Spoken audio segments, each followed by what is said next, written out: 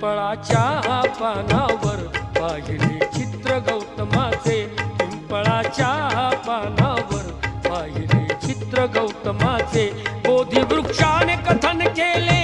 ते चारित्र्य गौतमाचे, पिंपळाच्या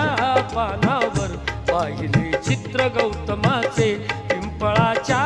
पानावर पाहिले चित्र गौतमाचे।